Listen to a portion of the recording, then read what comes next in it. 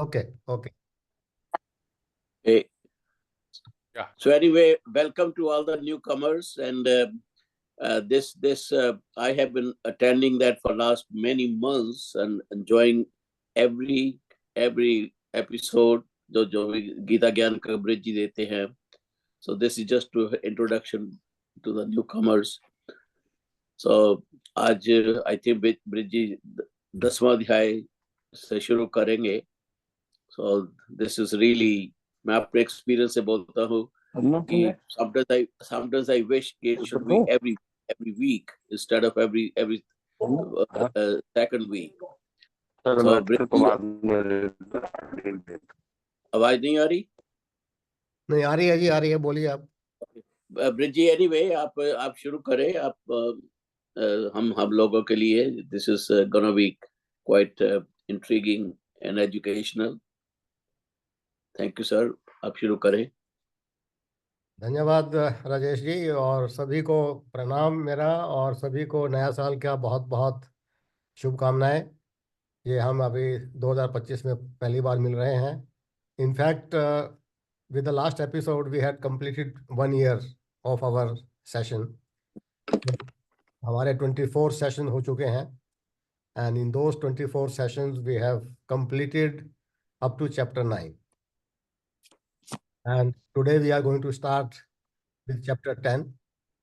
So as you would have noticed, from 7th chapter onwards, Shri Krishna had started telling Arjuna about his Swaroop, his Sagan Sakar form, कि भगवान कौन है, कहाँ रहते हैं, where does he live, what he does, what is he.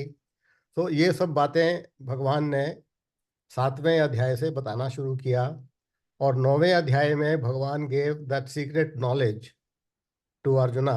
Basically he described in detail about this secret knowledge, and after giving this secret knowledge he told Arjuna, he told that my loving devotion, the devotees who have unflinching devotion towards me, they can get me basically. So he preached his devotion for him. I think somebody has to mute, please. तो उसके बाद you must have also noticed कि 7th chapter के बाद Arjuna had been listening to Shri Krishna very attentively, and he did not ask any question except the one question in chapter 8 beginning about some terms which he could not understand. So having pleased with this, Lord Krishna basically he starts chapter 10 by telling his major powers, major glories, in which he can be remembered, or one can remember, his devotees can remember him. So he starts now chapter 10. Now, why he is telling his major glories? The name of the chapter chapter 10 is Vibhuti Yog. Now, Vibhuti का जो अर्थ है, that is basically like majestic powers, his splendor, and his Aishwarya, like that. So, and भगवान की जो, अब भगवान ने तो कहा है पहले ही that I am omnipresent, I am सर्वज्ञ, सर्वज्ञाता. तो why भगवान had to tell his glories in detail basically? तो अब भगवान की तो जो ग्लोरीज हैं वो अनंत हैं. It is asimit. You can count dust particles on the surface of earth, may be possible, but it is not possible to name or identify the glories of Bhagwan, which are basically asimit, infinite. But he tells this because wherever you see the glories, wherever you see beauty, wherever you see any power, any Shakti, so that you can remember him, that this is all because of God. So this is a way of how one can remember, in which, so he starts telling this in chapter 10. तो इसीलिए इसको विभूति योग जो है कि कहा गया है. अब विवेकानंद ने भी अगर एक बार कहा था कि ये जो भगवान की जो ग्लोरीज हैं, if you repeat it again and again, So that will increase your respect, or you will toward God, and you will start remembering him. तो और यही एक ईश्वर को अपने अंदर आत्मसात करने का एकमात्र तरीका है। तो इसलिए, और यही इसी सत्य को बार बार गीता में दोहराया गया है इनफैक्ट। तो इसलिए पहले श्लोक में इस अध्याय 10 के भगवान अर्जुन को कहते हैं कि मैं तुम्हारे हित के लिए और भी परम रहस्य, my most secret and loving and elevated words I will tell you, because you are very dear to me and you have been listening to me very attentively. You have trust in me, you have faith in me. So that's why I am giving you this special knowledge to you again. So now in verse 2 he says that ये जो secret ज्ञान मैं आपको दे रहा हूं again in chapter 10, इसको कोई नहीं जानता, ना देवता लोग जानते हैं और न ही महर्षि जन जानते हैं कि मेरी उत्पत्ति का स्रोत क्या है, from where, what is my beginning. So not even these देवतास, दीज सेजेस, दीज महर्षिज, they know me my source, कि from where and since when I have been existing in this universe. Rigveda में भी कहा गया है कि संसार में ऐसा कोई नहीं है कि जो यह जान सकता हो स्पष्ट रूप से कि ब्रह्मांड की उत्पत्ति कब हुई और कैसे हुई. Nobody knows this. जैसे एक एग्जांपल दिया है ऋग्वेद के अंदर कि एक बच्चा है, वो अपने माता पिता के बर्थ को नहीं जानता, जो भी उसके माता पिता उसको बोलते हैं he has to believe that. So same thing now Bhagwan is telling himself about his origin, about his powers. So you are now listening all this from the direct mouth of Bhagavan himself. You know that Lord Krishna is the incarnation of Bhagavan. So Bhagavan himself is telling him that nobody knows my origin, my birth, that I am the Adi Karan of this, because all this creation came afterwards. Bhagavan created all this, all these devtas, Maharishigan, so they do not know his origin. So this is basically what he told in verse 2. And then in verse 3 he again tells कि जो इसको मेरे इस secret को जानता है, कि जो मेरे को अजन्मा, आदि रहित और अनादि जानता है, वह जो वही जो है कि इस महान जो तत्व है, ईश्वर का जो तत्व है, इसको अच्छी प्रकार से जानता है, और जब कोई इसको जान लेता है वह पापों से मुक्त हो जाता है. सो और इस श्लोक 3 में भगवान ने स्वयं को लोक महेश्वरम कहा है, that I am the controller of all controllers.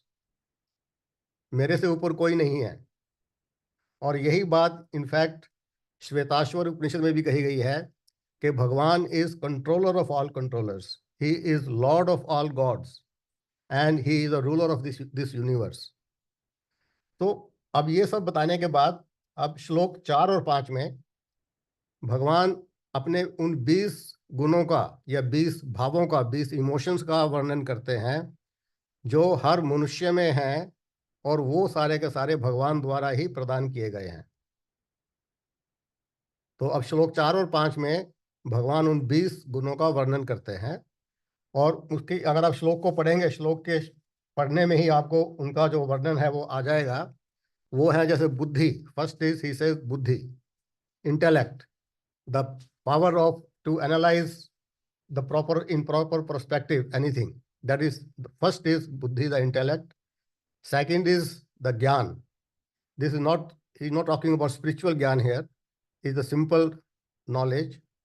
The power of discrimination to between right and wrong, dharma and adharma, atma and anatma. So that knowledge is given to the mankind.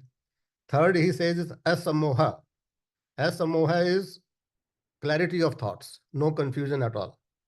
His thoughts are very clear. Then kshama, forgiveness.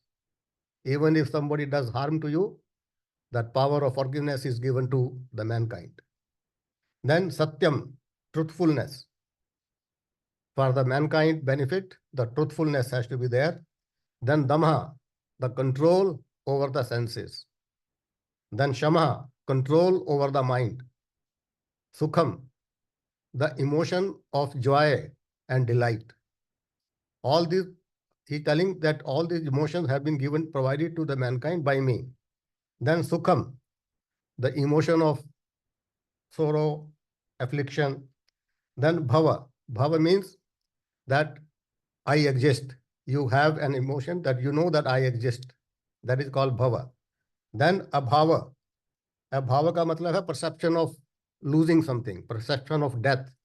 That whatever you have always have a feeling it may be taken away from me. Then Bhaya, that fear of oncoming difficulties, fear of future, what will happen. Then Abhaya, fearlessness. This also is given by Bhagavan. Ahimsa.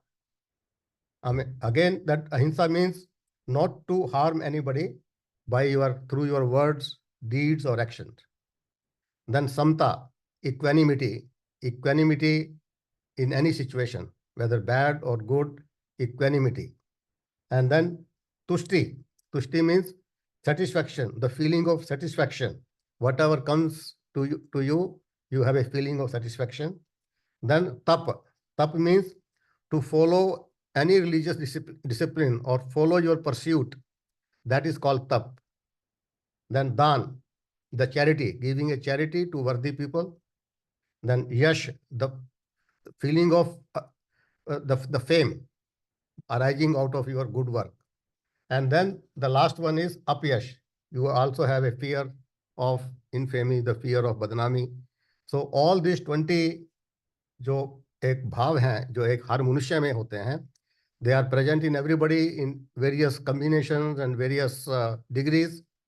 This all depends upon your past deeds, etc. So they are all provided by God to the mankind.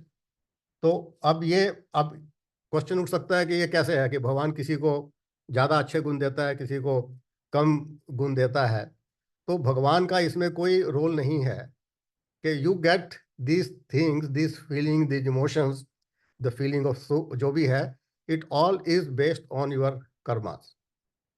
अब जैसे electricity है, electricity is one, but when it passes through different type of apparatuses, it can produce heat, it can produce coldness, it can produce light, it can even produce melodious music also. So like that, in a similar way, basically the Bhagavan does not give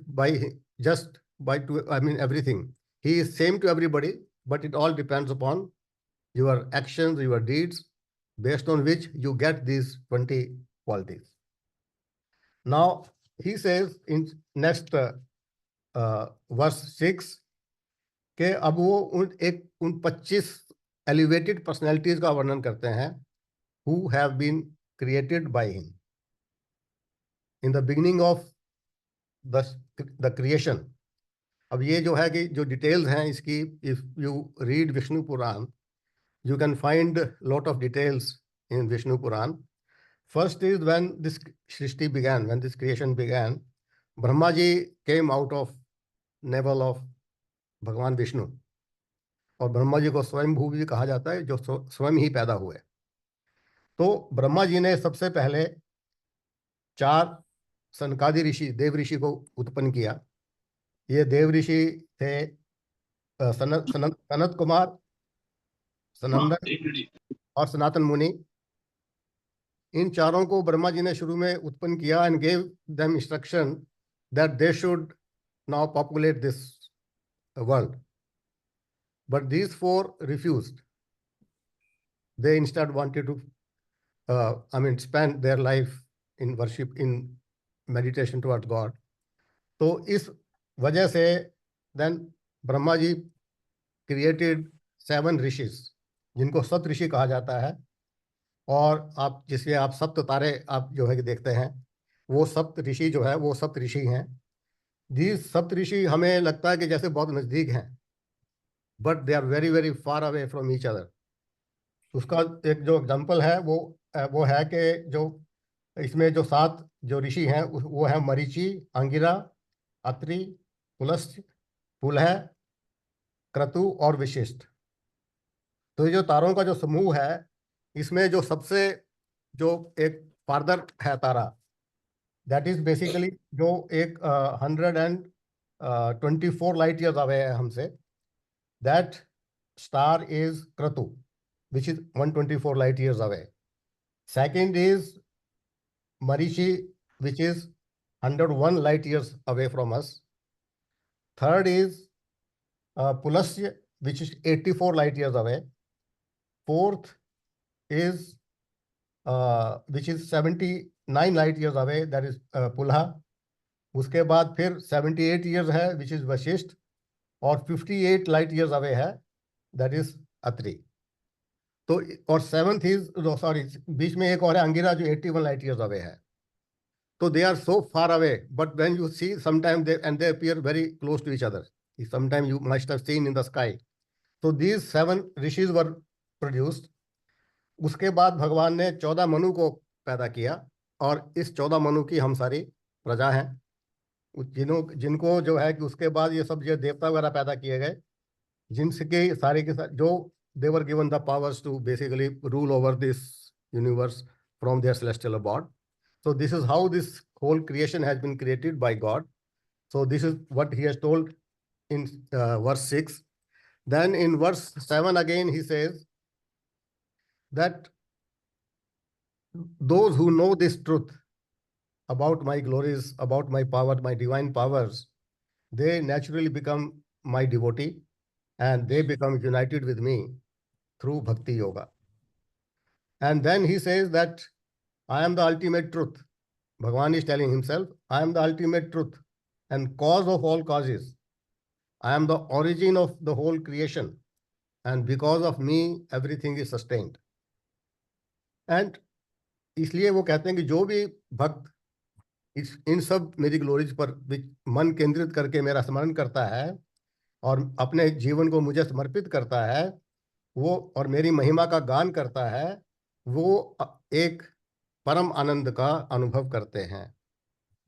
So those who remember these glories and always concentrate their mind about this, he has told in very, very brief that I am the controller of this, I am the supreme truth, everything is created because of me. So those who meditate upon this, they get the param anand basically. So this is what has been told very clearly. And then in next verse he says in verse 10, वर्ष 10 जो है ये भी एक गीता का very important श्लोक है, which we should remember because it tells us the relationship between bhakti and gyan. तो ये श्लोक है, तेषाम सतत युक्तानाम भजताम प्रीति पूर्वकम ददामि बुद्धि योगम तम येन मामुपवान्ति ते. इसका अर्थ है कि to those whose mind is always absorbed in me, satat yuktanam, whose mind is always absorbed in me, to those who worship me with love, I grant the divine knowledge by which they can attain me. So it is only those who worship him, who are his devotees, thinking of all these, meditating upon all these glories, they attain me. तो इस श्लोक में साथ में ये भी कहा भगवान ने, ददामी बुद्धि योगम तम, मैं उनको बुद्धि योग प्रदान करता हूं. ये बुद्धि योग क्या है? बुद्धि योग is basically the power of discrimination between real and unreal, between Dharma and adharma, truth and untruth. So that power, that buddhi yoga, once he gives this buddhi yoga, because of that buddhi yoga, they become eligible for getting the grace of God. And because of that grace, they get this divine knowledge. So that divine knowledge, that gyan jo hai, it is basically a result of not your intellectual power, that you have studied the scriptures, you know what God is. It is basically the divine grace. Only by divine grace you can get this knowledge. I think yes, this has been told many times before also. So, and he is repeating it again in verse 10. And then he says in it's verse 11 now, so that out of this compassion towards this for them, God who dwells in the hearts of everybody, he destroys the darkness born of ignorance. So how he gives his grace? That by he lights up the light of knowledge inside his heart, because he is living inside heart of every being present in the heart of every being. He lights the lamp of knowledge, and because of that, the darkness of ignorance goes away. This is how the God's grace is showered upon his devotees.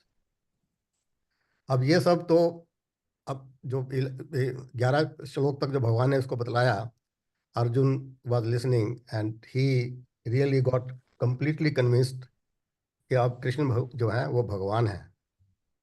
And because he has revealed his total, I mean, he has understood his now he is भगवान. So इसलिए अब वो अर्जुन जो है भगवान की स्तुति करता है.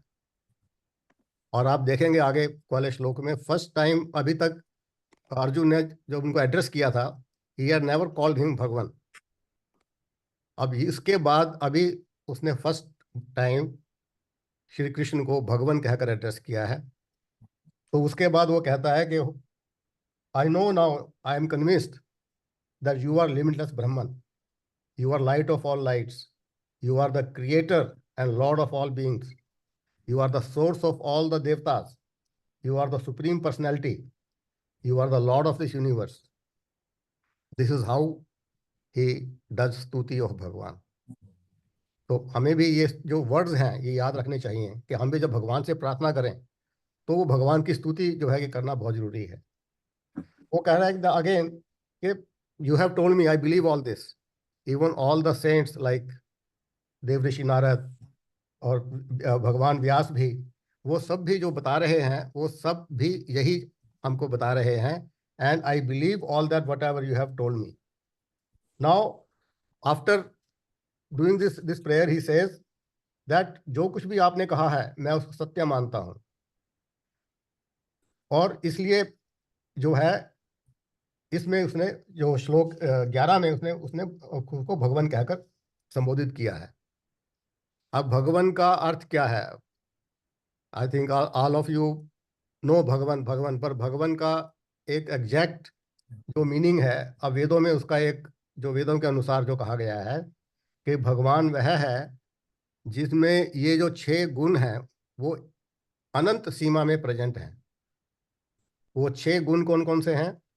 एक है वैभव अर्थात ऐश्वर्य, स्प्लेंडर, ऑपुलेंस. सेकंड इज धर्म, राइटफसनेस. थर्ड इज यशा, सक्सेस और fame. Fourth is Shri, prosperity और वेल्थ. देन वैराग्य, dispassion. And the last one is ज्ञान, द नॉलेज. ऑल दिस 3 जो एट्रीब्यूट्स हैं दे आर प्रेजेंट इन भगवान in an अनंत, infinite. बाकी सब ह्यूमन बींग्स में all these 6 are present but in a very minor form. But भगवान में ये जो 6 गुण हैं इनकी कोई सीमा नहीं है. तो and all this basically now Arjuna has told that I believe all this, and neither the gods nor the demons can know your absolute reality. So then in next श्लोक he says, हे पुरुषोत्तम. अब उसको वो पुरुषोत्तम बोल रहे हैं. That you alone know yourself by yourself. Therefore you alone are able to fully describe yourself, your own divine glories, or the manifestation by which you exist pervading all this universe. Nobody else can describe. तो इसलिए अभी अगले जो 3 श्लोक हैं 16, 17 और 18 में वो भगवान को रिक्वेस्ट करता है, प्रेयर करता है कि मुझे अपनी जो ग्लोरीज हैं वो विस्तार से बतलाएं.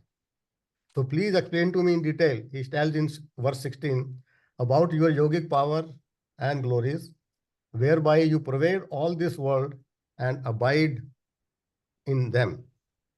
Then he says, "Hey Yogeshwar." Then he calls him, "Hey Yogeshwar." वो योगों का भी ईश्वर है. How can I know you better? In what modes and forms I can meditate upon you? So Arjuna is asking him, tell me in what form, in what modes I can meditate upon you. So then he says, he is Janardhan.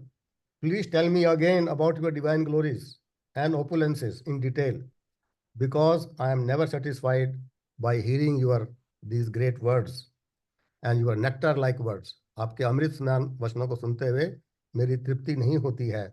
And I keep longing to hear them again and again. So please tell me. So अब श्लोक 19 से आगे भगवान अपनी glories को बताना शुरू करते हैं. वो कहते हैं कि hearing this devotional prayer of Arjuna, Lord Krishna begins to tell his glories. And in verse 19 he says that I will tell you only my prominent divine manifestations, because there is no end to my detailed description of my glories. कि जैसे कहते हैं भगवान तो अनंत है, उनकी महिमा भी अनंत है, इसलिए मैं आपको सिर्फ अपनी जो मोस्ट ग्लोरियस मैनिफेस्टेशन है उनके बारे में बताऊंगा. तो उसके बाद श्लोक 20 से लेकर और 39 तक भगवान अपनी 82 ग्लोरीज का, जो उनकी प्रोमिनेंट ग्लोरीज हैं, उनका वर्णन अर्जुन को करते हैं. तो वो 82 हैं. तो श्लोक 20 में वो अर्जुन को गुड़ाकेश कहकर बोलते हैं. गुड़ाकेश का अर्थ होता है कि जिसने निद्रा को जीत लिया है. So that's why he is giving this knowledge to him, because Krishna considers him worthy of knowing this after listening to his prayers. So that's why now he is telling to Arjuna his 82 glories only. First he says, I will now begin with one by one. मैं समस्त प्राणियों के हृदय में स्थित आत्मा हूं. I am basically enthroned in the heart of all living beings. I am the beginning, middle, and end of all living beings. So basically what he's telling is, I am soul of all souls. And the whole creation has emanated from me. And he is the beginning. All life that exists in creation is sustained by my energy. And so he is the middle also. And those who attain liberation go to his Param Dham. So that's why he is also the end of all living beings. So he is the beginning, middle, as well as end of all living beings. So even in Taittiriya Upanishad में भी भगवान ने वहां पर कहा गया है, भगवान is that from whom all beings have originated. Bhagavan is that within whom all beings are situated. And Bhagavan is that in whom all beings ultimately unite. Then he tells that मैं अदिति के 12 पुत्रों में वामन अवतार हूं. अब आपको पता है इसके ऋषि कश्यप की 2 पत्नियां थी, एक अदिति और दिति. उनकी पहली पत्नी अदिति से 12 दिव्य व्यक्तियों का जन्म हुआ था, जिनमें से वामन अवतार एक है. और hence his glory is most manifest in Bhagavan Vishnu. Vaman was an incarnation of Bhagavan Vishnu. So his glories are most present in Bhagavan Vishnu. Then he says, among the luminous objects, I am the sun. क्योंकि इस सन में भगवान की सबसे ज्यादा विभूति प्रकट होती है. And then he says in the same verse that I am the moon among the stars. रात्रि के अंदर एक मून जो है हजारों सहस्त्रों तारों से भी ज्यादा रोशनी देता है. So among the constellations of all the stars, I am the moon. And then he says that I am the wind god Marichi. In fact, पुराणों में कहा गया है कि ब्रह्मांड में 49 प्रकार की हवाएं हैं, और उनका जो देवता है वो मरीचि है. मरीचि जो ब्रह्मा जी के पुत्र थे, तो 49 जो मर्दगण हैं उनका देवता मरीचि है. भगवान से I am Marichi, I am the wind God Marichi. Marichi का जो अर्थ है बेसिकली साफ और ठंडी हवा जो मन को प्रसन्न करती है.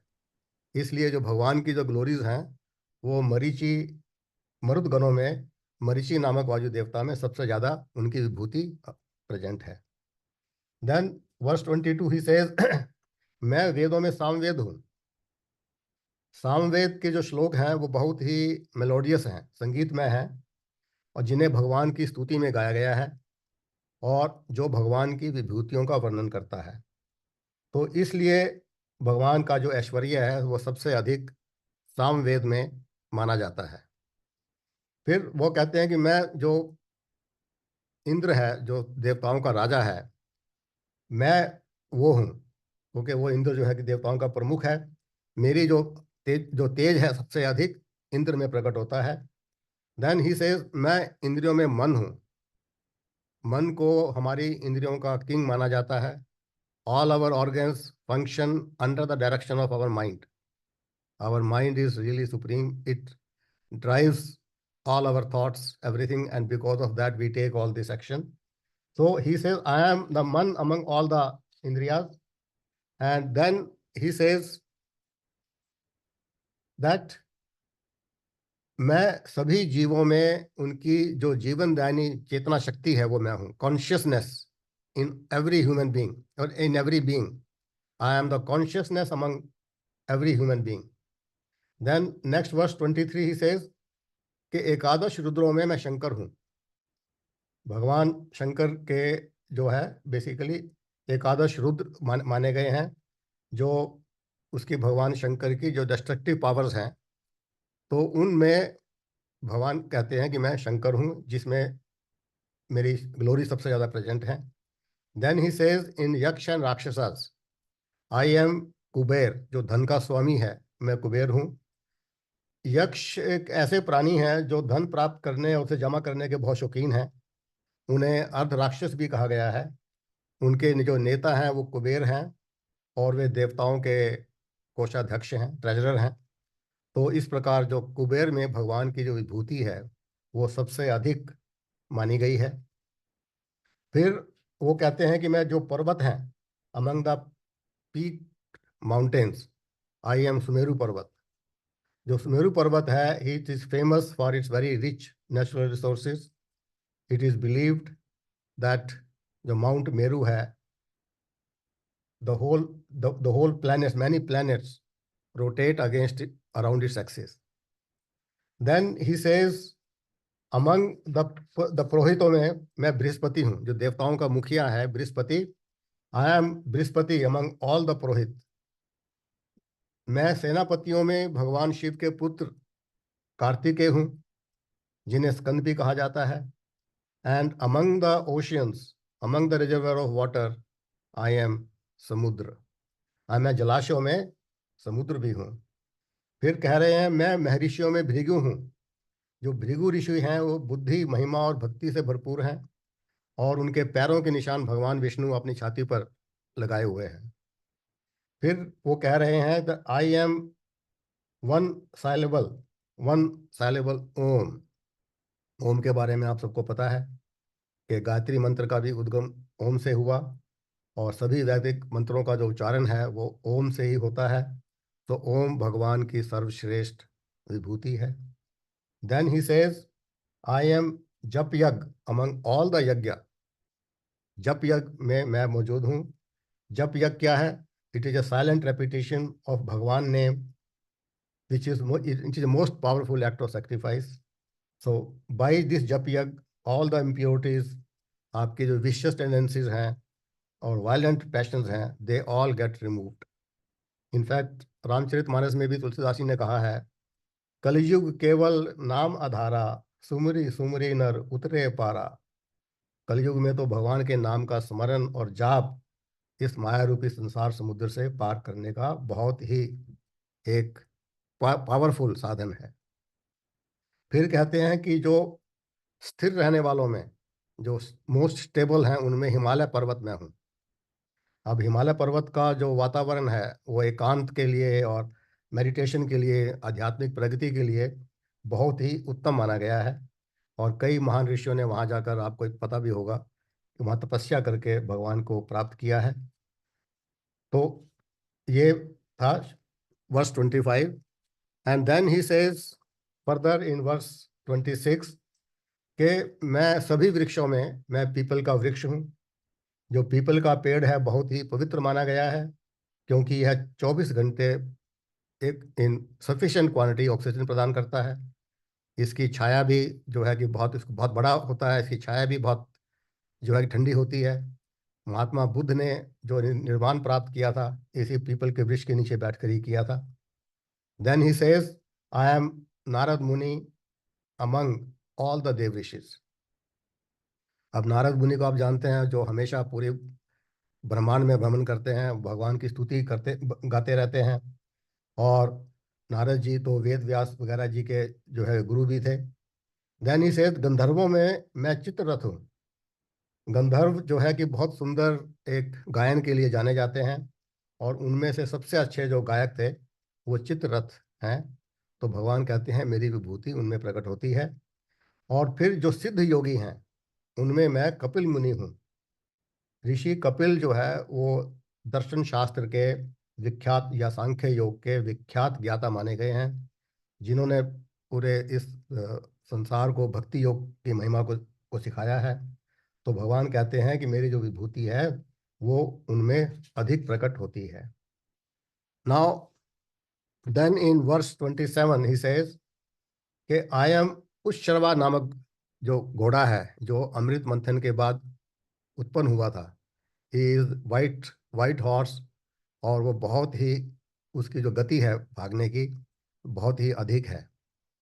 फिर हाथियों में ही सेज आई एम एरावत नामक हाथी जो एक इंद्र का वाहन है। और मनुष्यों में मैं राजा हूँ। जो भी राजा है वो भगवान का ही रूप है। तो this is what he is telling in verse 27। Then verse 28 he says, मैं शस्त्रों में वज्र हूँ। वज्र मतलब थंडरबोल्ट, जो इंद्र का हथियार है। मैं गौओं में कामधेनु गाय हूँ। और जो शास्त्रोक्त रीति से संतान की उत्पत्ति का हेतु है वह कामदेव, वो मैं हूँ। एंड सर्पों में सर्पराज वासुकी जो है वासुकी, वो मैं हूँ। एंड देन ही सेज कि जो शेष जो फनों वाले नाग हैं, अनंत नामक शेष नाग मैं हूँ। एक ये दिव्य नाग है, अनंत जो है एक दिव्य नाग है जिस पर भगवान विष्णु अपना विश्राम करते हैं। देन ही सेज, मैं वरुण देवता हूँ, जो जलचरों का देवता है वो वरुण देवता मैं हूँ। और पितरों में अर्यमा नामक पितरेश्वर मैं हूँ। अर्यमा भी अदिति के तीसरे पुत्र थे, जो जो दिवंगत पूर्वज होते हैं उनके मुखिया के रूप में उनको पूजा जाता है। और फिर कहते हैं मैं शासन करने वालों में यमराज हूँ। यमराज मृत्यु के दिव्य देवता हैं, जो भगवान के बनाए कार्मिक कानून के अनुसार प्रत्येक जीव को साथ न्याय करते हैं। तो वे सभी परमेश्वर की महान ऐश्वर्य को प्रतिबिंबित करते हैं। फिर वो कह रहे हैं कि श्लोक 30 के अंदर कि असुरों में मैं प्रहलाद हूँ। अब प्रहलाद तो आप सब जानते हैं कि ही वॉज सन ऑफ राक्षस राजा हिरण्यकश्यप, परंतु वे भगवान विष्णु के बहुत बड़े भक्त थे, और भगवान ने किस प्रकार से उनको बचाया था अवतार लेकर। फिर नियंत्रण करने वालों में मैं समय हूँ। I am the time amongst all the controllers of the world. Time is the greatest controller that controls birth and death of every being in this universe. Then he says among the animals I am जंगल का राजा शेर। I am the lion among all the animals. And then he says among the birds I am Garuda. Garuda जो भगवान विष्णु का जो वाहन है वो मैं हूँ, और वो सब पक्षियों में सबसे सबसे महान है। देन 31 में ही सेज कि I M among the purifiers I am वायु। एज यू नो, वायु is the best purifier among all. It purifiers water by evaporating it and converting it into vapor. It removes all the foul smell from the earth. It burns all the rubbish by providing oxygen. So Vayu is supposed to be the best purifier. So he says, I am Vayu among all the purifiers. And then he says, जो धनुषधारी हैं, शस्त्रधारी हैं, उनमें मैं श्री राम हूँ, और जल में रहने वालों में in among water creatures I am crocodile, मैं मगरमच्छ हूँ, और नदियों नदियों में मैं भगीरथी गंगा हूँ। हम सब जानते हैं कि गंगा एक मोस्ट सबसे प्योर पवित्र नदी मानी गई है, जो भगवान के दिव्य चरणों से प्रकट हुई थी। Then we move to next verse 32। He says कि मैं सभी सृष्टियों का, अगेन ही सेज, आदि अंत और मध्य हूँ। यहाँ पर सृष्टि के लिए भगवान ने श्लोक 32 में सर्गा नाम वर्ड यूज किया है। सर्गा नाम आदि आदि अंतश्च। सर्ग का मतलब क्या है कि जो 5 महाभूत हैं जिनसे ये पूरी सृष्टि बनी है, जिसमें आपको वायु, अग्नि, जल, पृथ्वी और आकाश, तो ये सब भी भगवान ही इनके निर्माता हैं। इनका क्रिएशन, मध्य और अंत भी भगवान ही हैं। तो ये सभी के सभी इसका मतलब ये है कि जो भगवान हैं, श्री जो है, वो सृष्टि के सृजन, रक्षण और विघटन के रूप में उनकी जो विभूतियां हैं वो प्रकट होती हैं। फिर वो कहते हैं कि मैं अध्यात्म विद्या विद्या जो विद्याओं में मैं अध्यात्म विद्या हूँ, ब्रह्म विद्या हूँ, जिससे मनुष्य को ज्ञान प्राप्ति होती है। और फिर दैनिक ही से जो वाद विवाद होता है परस्पर में, और सत्य की स्थापना के लिए जो किया जाने वाला वाद है, वो तर्क, वो मैं हूँ। अब ये जो वाद विवाद जो होता है, जो तर्क होता है, वो 3 प्रकार के बताए गए हैं हमारे शास्त्रों में। एक है वाद, दूसरा है जल्प, और तीसरा है वितंडा। तो भगवान कह रहे हैं कि मैं इन तीनों में मैं वह वाद हूँ, which that reasoning which is free from malice, free from hatred, and which is undertaken with the noble object of understanding the truth. So that sort of tark, he says, I am, क्योंकि ये भगवान की शक्ति है। तो उसके बाद then verse 33 comes। Verse 33 में वो भगवान कह रहे हैं that I am the first vowel of the alphabet A। अब संस्कृत में आपने देखा होगा जितने भी वर्ड्स हैं, वो they are formed by combination of half letter with A. वो बिना ए के कोई भी लेटर पूरा नहीं होता है। So he says, I am the first letter of the alphabet, that is A. So therefore, Shri Krishna has described this akar as his power. Then he says, among all the dual words, जिनको हम द्वंद्व बोलते हैं हिंदी में, संस्कृत में, among all the dual words, I am द्वंद्व नामक समास। अब द्वंद्व समास क्या है? ये कम्बिनेशन ऑफ 2 वर्ड्स है, और इसमें जो है कि दोनों वर्ड का जो है, इसमें जो मीनिंग है इज इम्पोर्टेंट। सुख और दुख, लाभ और हानि, so they are the most prominent, have the prominent meaning. There are other type of samas where one word is more prominent than the other. So there are basically 4 types of samas, which are you must be knowing, maybe you must have heard also when you are reading Hindi. उसमें सबसे जो है द्वंद्व नामक समास, भगवान ने अपनी विभूति बताया है। And then he says, I am the infinite time. That means I am the time which is eternal. God is the creator of time, and that is why God is the God, भगवान को timeless बोला गया है। कालातीत हैं, वो समय से परे हैं। That's why he is called कालातीत.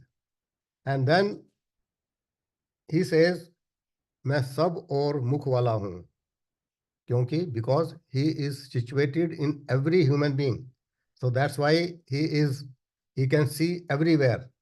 इसलिए उनको विश्वतोमुखे भगवान ने कहा है। और फिर भगवान ही प्रत्येक प्राणी के कर्मों के अनुसार उनका पालन पोषण करते हैं। वो कर्म फल विधाता है, तो इसलिए वो सृष्टि के धाता हैं, और ये भी भगवान की एक प्रधान विभूतियों में से एक है। Then we move to next verse 34 कि मैं सबका नाश करने वाला मृत्यु हूँ। अब मृत्यु एक ऐसा है जो डेथ है। Death has a wonderful power, it destroys everything. It destroys the memory of the person, so that when he takes rebirth, he does not remember anything.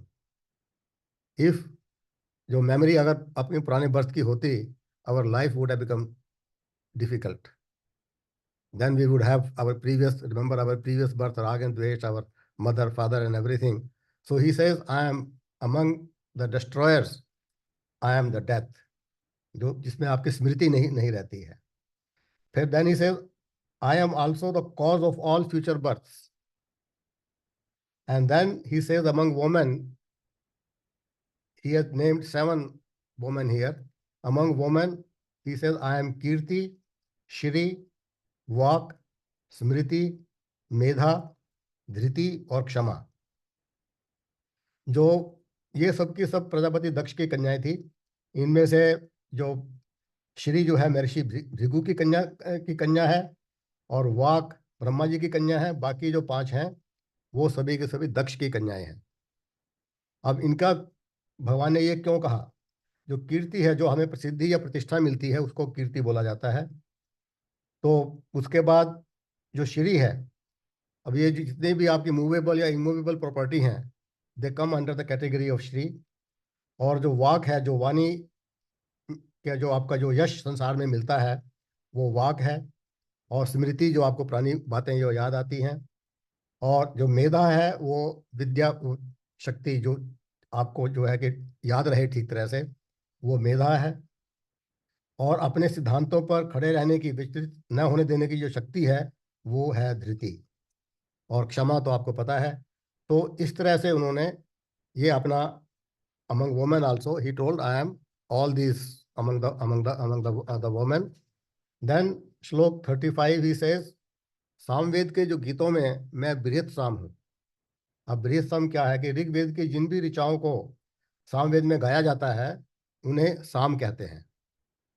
और उनमें एक साम वह है जिसमें भगवान की एज ए सर्वेश्वर स्तुति की गई है, उसे बृहत साम कहा गया है. तो भगवान से मैं वह बृहत साम मैं हूँ. इसकी जो सामवेद की जो ये साम मंत्र हैं, इनकी जो गायन की एक विशिष्ट पद्धति है और बहुत कठिन है. इसके लिए बहुत साधना करनी पड़ती है उसको सीखने के लिए. Then he says, I am the Gayatri mantra among all the mantras. अब गायत्री मंत्र की विशेषता तो आप सबको पता है, कितना शक्तिशाली मंत्र है ये. Then he says, I am the month of Margashirsha among all the months. Margashirsha का महीना, जैसे you know, it comes in the month of November and December. The weather is very good, it's neither cold nor hot. और जलवायु भी दृष्टि से भी बड़ा अच्छा होता है. तो इसलिए मार्गशीर्ष का जो महीना है, वो भगवान की विभूतियों में से एक माना गया है. And then he says, among the seasons I am the spring season. Spring season, as you know, is the most beautiful season where nature put forth all its beauty. Shri Rama was born in the month of Chaitra. तो भगवान का जो ऐश्वर्य है, वो वसंत ऋतु में सबसे अधिक दिखाई देता है. Then we move to next verse 36. 36 में भगवान सबसे पहले कहते हैं, द्यूतम छल या तामस्मि, मैं छल करने वालों में जुआ हूँ. अब ये बड़ा इंपॉर्टेंट है कि भगवान कह रहे हैं कि मैं छल करने वालों में जुआ भी हूँ. हम सब जानते हैं कि गैम्बलिंग तो एक चीज जो है कि बहुत ही डेंजरस इविल है. देन हाउ कैन भगवान say that I am also the gambling, जुआ हूँ. इसका एक सबसे बड़ा पर्पज आपको याद होगा कि जब महाभारत का वार हुआ, जब ये गैम्बलिंग चल रहा था, युधिष्ठिर ने भगवान कृष्ण को वहाँ बैठने से मना कर दिया था कि भगवान कृष्ण यहाँ नहीं बैठेंगे. उनको बाहर भेज दिया गया था. और द्रौपदी की जो रक्षा की थी भगवान ने, तब की थी जब द्रौपदी ने उनको याद किया. तो भगवान कहते हैं कि अगर गैम्बलिंग के अंदर भी मेरे को आप याद करोगे, तो मैं आपको ऐसे गलत जो डिसीजन लिए जाते हैं उससे मैं आपको बचाऊंगा. तो दैट्स व्हाई ही सेज कि even in gambling please remember me, remember भगवान. तो अगर द्रौपदी को जब ये उसको बालों से घसीट कर लेकर आया जा रहा था, तो द्रौपदी ने एक बार क्वेश्चन पूछा भगवान कृष्ण से after the war was over कि why did not protect me at that time. अगर आप मेरे को प्रोटेक्ट कर लेते उस वक्त, तो वार ही नहीं होता. तो उन्होंने कहा कि आपने मेरे को याद ही नहीं किया. आपने जब मेरे को याद किया तो मैंने आपकी रक्षा की. तो this is what basically that's why that even in gambling when you are doing any evil, please remember God. That's very, very important. That's what he says. Then he says, मैं जो तेजस्वी लोग हैं, जो मनुष्यों में जो तेज है, वो मैं हूँ। और उनकी जो विजय पाने की शक्ति है, उनका जो दृढ़ निश्चय है, ये जो जितने भी सात्विक गुण हैं मनुष्यों में, वे सब भगवान द्वारा ही प्रदान किए गए हैं। मैं जीतने वालों की विजय हूँ, निश्चय करने वालों का दृढ़ संकल्प हूँ। और सात्विक पुरुषों में जो भी अच्छाई के भाव हैं, वे सब मेरे से हैं, और इन सब में मेरी ही विभूति को माना जाना चाहिए। This is what he said in verse 36। And then he says in verse 37 कि मैं वृष्णि वंशियों में वासुदेव का पुत्र श्री कृष्ण हूँ, पांडवों में मैं अर्जुन धनंजय मैं स्वयं हूँ, और मुनियों में मैं वेद व्यास हूँ। वेद व्यास को भी उन्हें बदरायन भी कहा गया है, और कृष्ण द्वैपायन भी कहा गया है, उनको भी एक भगवान का अवतार माना गया है बेसिकली। और कवियों में मैं शुक्राचार्य नामक कवि हूँ। अब शुक्राचार्य बहुत ही विद्वान ऋषि थे, वो राक्षसों के पुरोहित थे, उनके गुरु थे, पर उनके पास एक विद्या थी, संजीवनी विद्या, जिसके कारण भगवान की विभूति उनमें प्रकट होती है। इसलिए वो कहते हैं कि मैं वो भी जो है कि मैं हूँ। और फिर भगवान कह रहे हैं कि अधर्म को रोकने के साधनों में मैं दंड हूँ। अगर किसी को न्याय स्थापित करने के लिए दंड देना है, वह भी मैं हूँ। और विजय की इच्छा रखने वालों में जो धर्म के मार्ग में चलने की नीति है, वह भी मैं हूँ। और जो सीक्रेट जो भाव होते हैं, जिनको सीक्रेट रहस्य रखना पड़ता है, उनमें मैं मौन हूँ, मैं साइलेंस हूँ उनमें। और जो ज्ञानियों में जो तत्व ज्ञान है, वो तत्व ज्ञान भी मैं ही हूँ। इस प्रकार भगवान ने अपनी विभूतियों का 82 विभूतियों का वर्णन किया इसमें। तो श्लोक 39 में भगवान कहते हैं, after describing all his 82 glories, he declares that I am the source of all beings, nothing can exist bereft of me. So all that you see is the Lord, is myself, the Lord himself. Every being is the manifestation of Bhagavan. Even the plant, is the manifestation of a seed. So all living beings are because of him. So he says then there is no end to my divine manifestations. I have declared to you only my most important, prominent glories. So, and then he is trying to now end this chapter. Whatever and wherever beautiful, glorious, and powerful things exist on this earth, it springs from just a spark of my splendor. So, the last verse 42, he concludes this.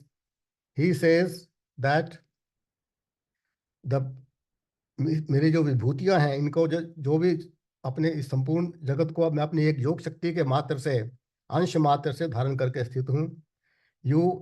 I pervade and support this entire creation just within a fraction of my divine power. This is how he concludes this chapter, that I have just described you a fraction of my powers. This is nothing. So with this chapter is end. So I will just say Om Tat Saditi Shrimad Bhagavad Gita Supnishatsu Brahma Vidyayam Yog Shastre Shri Krishna Arjun Samvade विभूति योगो नाम 10वां अध्याय। तो ये chapter आज जो है एक ही session में इसको मैंने संपूर्ण करने की कोशिश की है। समय थोड़ा ज़्यादा लगा होगा मेरे ख्याल में। और बेसिकली हम इसको विभूतियों को क्यों याद रखना जरूरी है, that whenever we see any splendor, any beauty, any सौंदर्य appearing anywhere, so and if we see that as a glory of God, our mind will naturally get involved in the devotion of God. मंदिरों में हम कहते हैं कि भगवान की विभूति ज़्यादा प्रकट होती है, and that's why there is importance of going to the temples, because वहाँ पर भगवान की विशेष कृपा बसती है, वहाँ पर भगवान का कीर्तन होता है, वहाँ पर संत महात्मा लोग आते हैं। सो wherever we should always contemplate upon God by thinking of these glories of Him.